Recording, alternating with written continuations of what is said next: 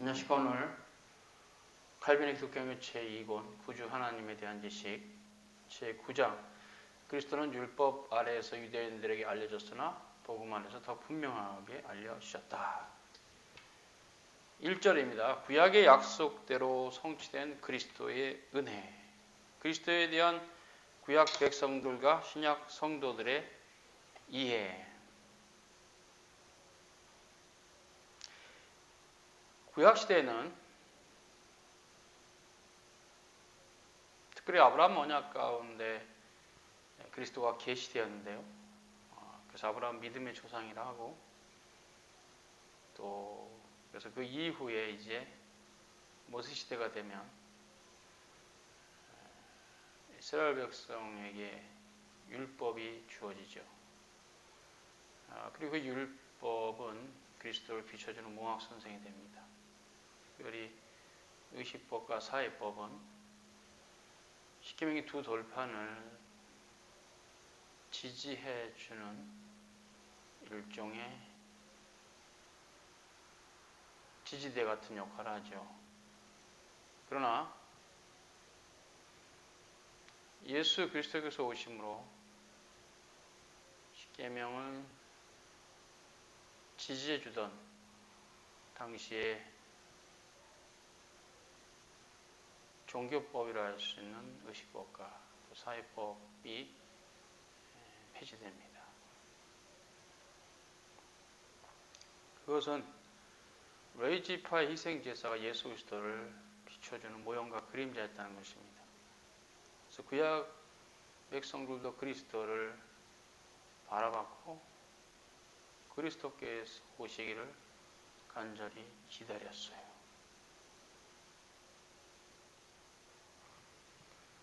그래서 사도 베드로는 베드로전서 1장 10절에 선지자들이 이 구원에 대해서 부지런히 연구를 하고 살폈다. 근데 그것이 이제 복음으로 더 분명히 드러났다. 이렇게 말합니다. 그래서 구약시대 선지자들이 증거했던 그 말씀들은 그들의 시대를 섬기기 위한 말씀이 아니었고 복음을 통해서 선포된 일들을 통해서 바로 우리를 섬기기 위한 말씀이었다. 이렇게 베드로전서 1장 12절인데요. 그래서 옛 선지자들의 가르침이 쓸데없거나 가치가 없는 일이 아니라 하나님께서는 그들의 손을 통해서 우리에게 보배로운 말씀을 남겨주셨다. 구약은 그리스도가 면면히 흐르고 있다는 얘기죠. 그래서 요한복음 5장 46절 그리스도께서 모세가 자신을 증거하셨음을 선언하십니다. 다만 복음 아래에서 그리스도의 은혜의 분량이 유대인들로 훨씬 능가한다. 그는 제자들에게 이렇게 말씀하셨습니다. 누가복음 10장 23절에서 24절입니다. 너희가 보는 것을 보는 눈은 복이 있도다. 내가 너희에게 말하노니 많은 선지자와 임금이 너희가 보는 바를 보고자 하였을 때 보지 못하였으며 너희가 듣는 바를 듣고자 하였을 때 듣지 못하였느니라. 그래서 하나님께서 탁월하게 쓰셨던 저 거룩한 족장들도 새 언약 아래서 드러난 복음의 계시를 우리만큼 그렇게 분명히 알지는 못했다는 거죠. 그래서 요한복음 8장 56절에 보면 아브라함이 그리스도의 때를 볼 것을 바라고 또 기뻐했다. 그러나 이것은 멀리서 바라보는 것이기 때문에 희미한 것이다. 이렇게 칼빈은 말합니다.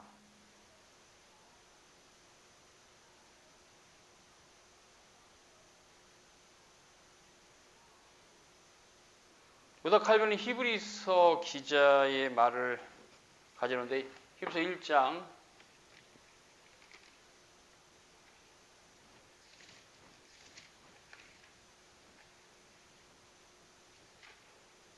1절에서 2절 봅니다. 옛적의 선지자들로 여러 부분과 여러 모양으로 우리 조상들에게 말씀하신 하나님이 이 모든 날 마지막에 아들로 우리에게 말씀하셨으니 이 아들을 만유의 후사로 세우시고 또 저로 말미암아 모든 세계를 지으셨느니라.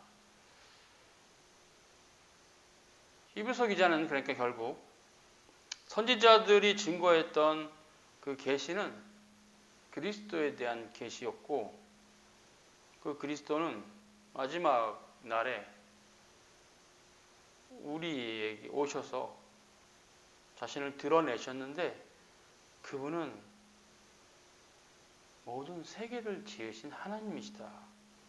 그래서 이제 요한복음 1장 1절과 연결해 보면 확실하죠.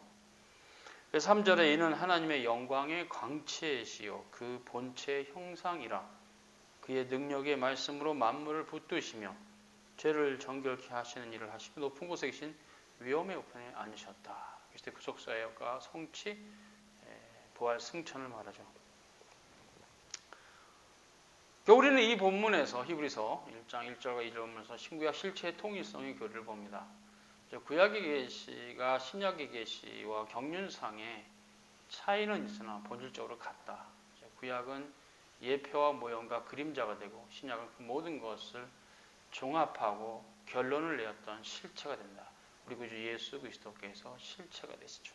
구약의 모든 예언의 실체가 되시죠. 그것을 칼빈은 히브리서 1장 1절과 2절을 가지고 해석하고 있습니다. 그래서 그 독생자께서는 옛날 유대인들에게도 알려지셨고 그리고 바로 그리스도께서 옛 시대의 구원의 지도자이셨다. 그러니까 구약에서도 구속의 중보자는 예수 그리스도뿐이다. 아브라함도 이삭도 야곱도 예수 그리스도를 믿음으로 구원받았다. 요셉도 마찬가지고 모세도 마찬가지고 다윗도 마찬가지고 이사야도 마찬가지고 에레미야도 마찬가지고 12소선지자 모두도 마찬가지고 그러한 신앙을 따라가는 모든 참된 유대인들도 이스라엘 사람도 마찬가지죠. 복음의 탁월성에 대해서 칼빈은 2절에서 좀 더 높은 의미에서 복음은 그리스도 안에서 드러난 은혜의 선포다. 그렇게 말을 하고 있습니다. 그리고 3절에 율법과 복음의 관계에 대한 오류를 반박함이라는 제목에서 특별히 신약의 신자들에게도 약속이 남아있다. 이렇게 칼빈은 말합니다. 우리가 그리스도 자신과 전혀 다를 게 없는 것처럼 말할 수 없는 것은 구원을 받은 즉시 인자로서 그리스도처럼 우린 되지 못한다. 그렇죠. 구원을 받은 것, 즉 이제 믿음으로 칭의가 된 이후를 말하죠. 즉시 그 상태가 완전히 성화가 돼서 영화롭게 되지는 않는다는 거죠. 성화 자체는 일평생의 과정이니까.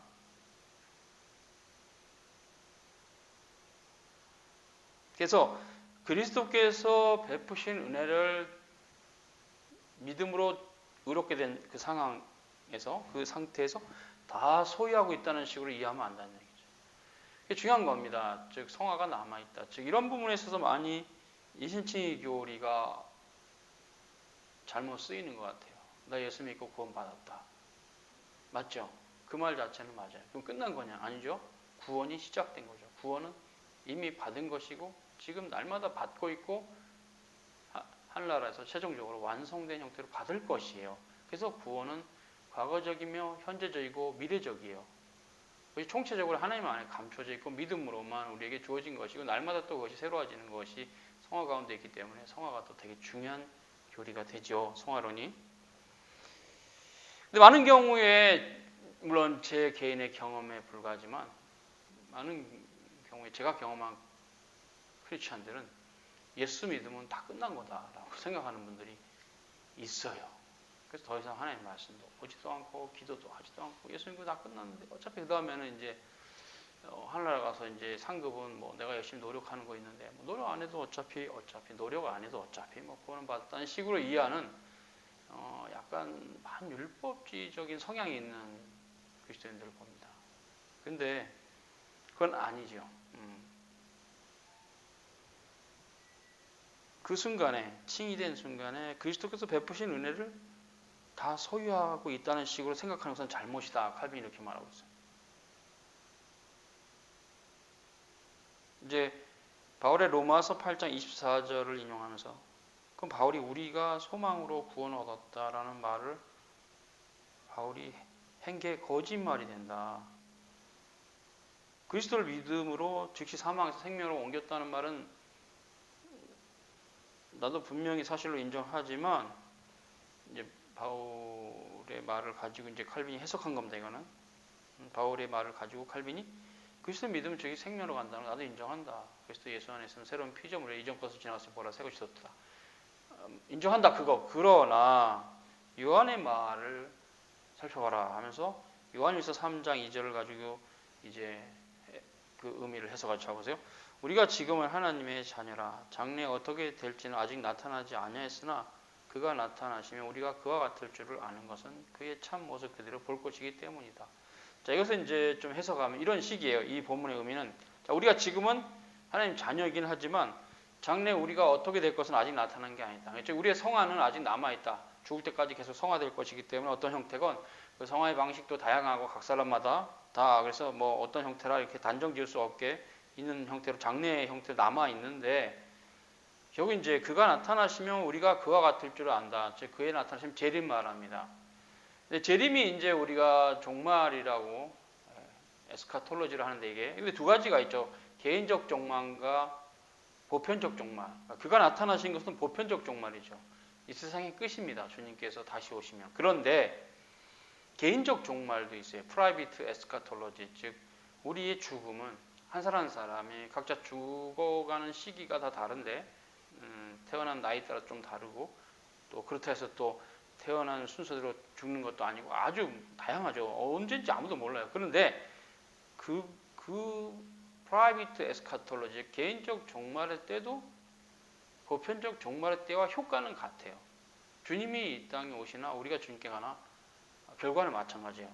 그래서 그가 나타나시면 우리가 그와 같을 줄을 안다. 즉 주님께서 재림하시면 모든 크리스천들이 완전히 성화돼서 영화로움에 이르겠죠. 주님께서 재림하기 전에는 각 사람이 하나님 뜻 가운데 누가 언제 죽을지 모르니까 죽을 텐데 그때 그리스도를 만나게 되죠. 신자는. 그래서 그때 이제 우리가 인자로서 그리스도와 같을 줄을 안다는 거죠. 인자로서는 예수님처럼 영생에 이르게 되는 삶 안에 들어간다는 거죠. 안식하고 완전하고, 이제 부활의 때는 이제 신령한 몸을 입으면서 이제 정말 예수님과 같은 신령한 몸을 입겠죠.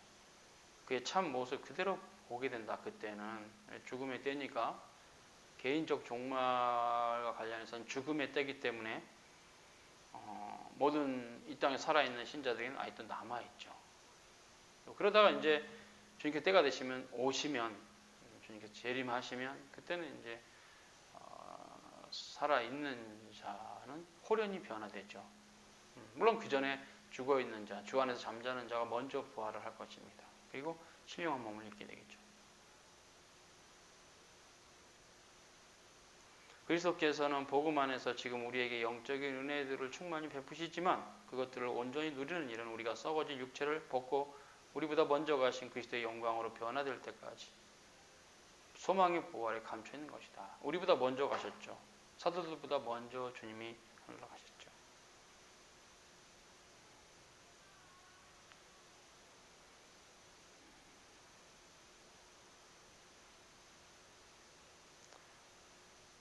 사실 자기 자신에 대한 약속들 속에 쌓여 계신 모습 그대로 그리스도를 받아들일 때 비로소 우리가 그리스도를 누릴 수 있다. 그렇기 때문에 그리스도께서 과연 우리 마음속에 거하시지만 그럼에도 불구하고 우리는 몸으로 있을 때는 주와 따로 있는 줄 아는 이는 우리가 믿음으로 행하고 보는 곳 행하지 아니하느라. 그렇죠. 주님께서 승천하신 이후에는 사도들을 포함한 그 이후의 모든 신자들이 몸으로는 주님과 함께 있지 않아요. 네, 신령한 몸으로서 예수님 하늘에 계시니까. 그래서 우리가 이제 믿음으로 행하고 보는 것을 행하지 않는 것이다. 이렇게 바울은 고린도 후서 5장 6절과 7절 이렇게 말해요.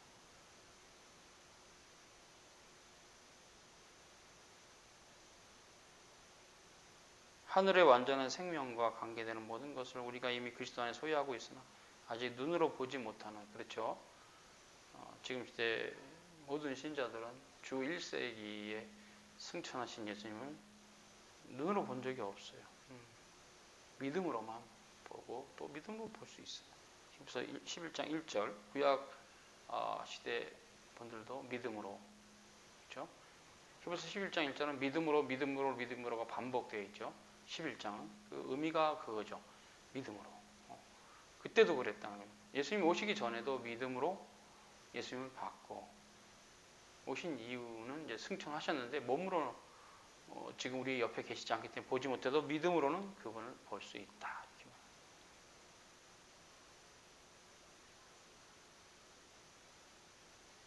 이 두 가지는 서로 잘 일치한다. 다만 그 약속들의 본질에서, 퀄리티에서 차이가 있다. 율법은 그림자, 예표, 복음은 실체. 그 얘기를 하는 거예요. 두 가지는. 구약은 율법 시대, 신약은 복음 시대인데 이런 경륜의 차이, 신구약 경륜의 차이, 십자가 지신 예수님 오시기 전과 후의 차이로 율법은 그림자, 신약은 실체가 있다. 이 두 가지는 그렇죠. 차이가 있다. 예표와 실체로서 서로 잘 일치한다. 본질에 있어서, 퀄리티, 질에 있어서 같다. 율법과 복음의 대비라는 제목으로 칼빈은 복음은 율법이 약속했던 모든 것들을 확정하고 만족시키며 그림자에게 실체를 제시한 것이다. 그렇죠. 결국 복음으로 마침표를 찍지 못하면 율법은 의미가 없어요. 율법은 불완전한 것이에요. 율법으로 구원받도록 하나님이 예정하지 않았어요. 하나님의 영원한 신적 작정은 복음 안에서, 그리스도 안에서 구원받도록, 믿음으로 구원받도록 이미 창세전에 작정된 것이죠. 그렇죠. 그래서 그리스도께서는 율법과 선지자는 요한의 때까지다. 거기서 끝난다.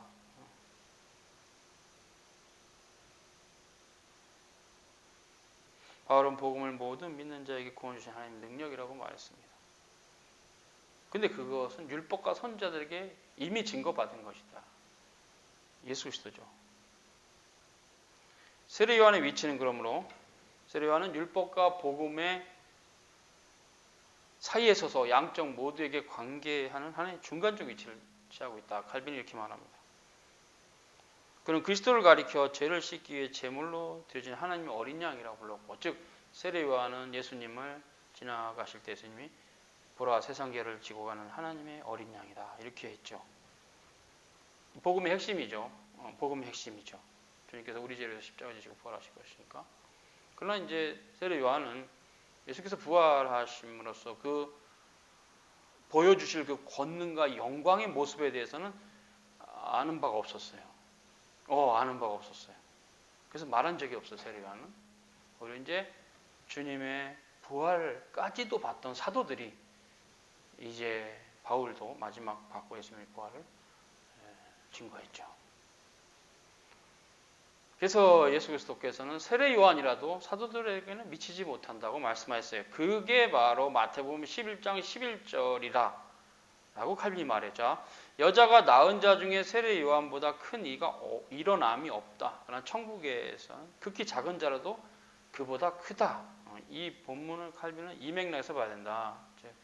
구약 시대에 여자가 낳은 자 중에 세례 요한보다 큰 이가 없다. 어떤 선지자도 세례 요한보다 크지 못하다. 그러나 새 언약의 사도들, 하나님 나라가 이제 임해있잖아요. 천국이 임해인데 그리스도가 가지고 오셨기 때문에. 그래서 이제 새 언약의 경륜 안에 속한 누구든지 그보다 크다. 그러니까 이 의미는 그보다 하늘나라에서도 분명히 볼 수 있는 경륜 아래에 있다. 이거죠. 그래서 칼빈이 이렇게 말하는데요. 세례 요한을 모든 선지자들보다 앞세우신 다음 복음을 선포하는 자들을 최고의 반열로 높이 올리신 것이다.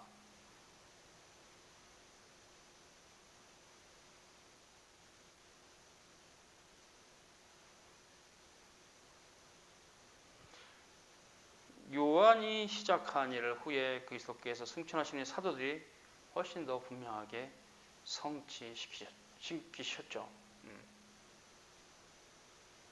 지금 요한은 구약에 예언한 그대로 보라 여호와의 크고 두려운 날이 이르기 전에 내가 선지자 엘리야를 너에게 보낼 것이다. 말라기 4장 5절인데요.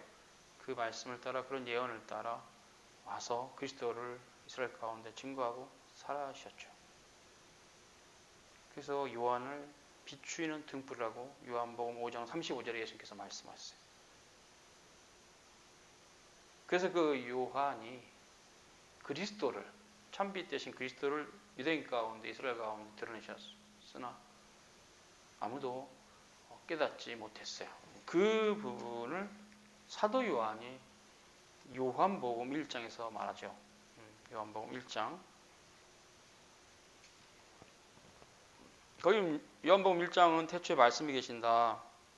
이 말씀이 하나님과 하셨으니 이 말씀이 하나님이다 하시면서 이제 사도 요한이 이 생명이 있었는데 이 생명은 사람들에게 비치는 빛인데 그 빛이 어둠에 비친 것이다. 근데 깨닫지 못했다. 자기 백성에게 왔는데 자기 백성도 영접하지 않았다. 예수 그리스도죠. 영접하는 자, 그를 민장에 하나님의 자녀가 되는 권세를 주셨는데 이는 혈통이나 육정이나 사람 뜻 나지 않고 오직 하나님께로부터 난 자들이다. 그래서 예수 그리스도에 대해서 그분이 어떤 분이냐 세례요한이 증거할 때 여기 예수님이 어떠한 분인가에 대해서 사도 요한이 증거할 때 그때 세례요한이 개입되어 있어요. 지금 요한복음 1장에 보면. 수고하셨습니다. 오늘은 여기까지.